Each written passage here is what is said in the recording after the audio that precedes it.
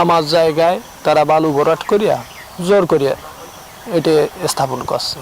আমার এক শরিক তারা যুদ্ধের সময় ইন্ডিয়া থাকতো, তাদের নামে জমিটা লিখে নেওয়ার একটা হুমকি দিয়ে পরবর্তীতে আমরা যারা ছিলাম তখন সম্মত হয়েছি যে সে পাওয়ারফুল লোক, কি করার। পুলিশের সাবেক আইজিপি বেনজির আহমেদের লালসার শিকার এলাকার অসংখ্য খেটে খাওয়া কৃষক পরিবার। এসব কৃষকের কারো জমির বায়না দিয়ে ভোগ দখলে গিয়েছেন, কারো জমির দামই দেননি। জায়গা জমি জোর করে নিয়ে যাওয়ায় কেউ কেউ দেশ ছেড়ে রাতের আধারে ভারত গিয়েছেন, রয়েছে এমন অভিযোগ। তবে এখন ন্যায্য অধিকার চান ভুক্তভোগীরা। পুলিশের সাবেক মহাপরিদর্শক বেনজির আহমেদ মাত্র কয়েক বছরই গ্রাস করেছেন 1500 থেকে 1600 বিঘা সম্পত্তি, যার বেশিরভাগই সংখ্যালঘু পরিবারের, যা জোর করে নেওয়া হয়।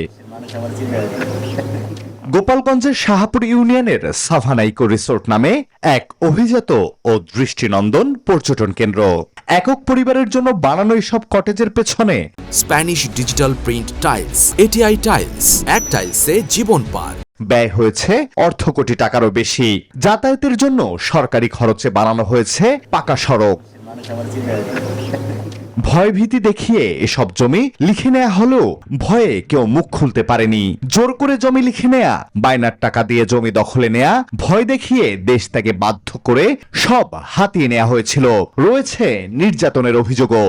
আমার জায়গায় তারা বালু ভরাট করিয়া জোর করিয়া এটা স্থাপন করছে। আমার এক শরিক তারা যুদ্ধের সময় ইন্ডিয়া থাকতো, তাদের নামে জমিটা লিখে নেওয়ার একটা হুমকি দিয়ে পরবর্তীতে আমরা যারা ছিলাম তখন সম্মত হয়েছি যে সে পাওয়ারফুল লোক, কি করার। হ্যাঁ, বাধ্য হয়ে একবার শেষ পর্যন্ত আমাদের হয়েছে। কিন্তু ও ইন্ডিয়া যখন আমরা চলেছি, দাদা তুই ওখানে টিকতে পারবি না, তুইও অন্তে চলে আয়। তবে এখন চোখ খুলেছে মানুষের, তারা চান ন্যায্য অধিকার। দ্রুত বেনজিরকে বিচারের আওতায় এনে অসহায় ও সংখ্যালঘুদের জমি ফিরিয়ে দেয়া হবে, এমনটাই প্রত্যাশা সকলের। Desk report, news 24।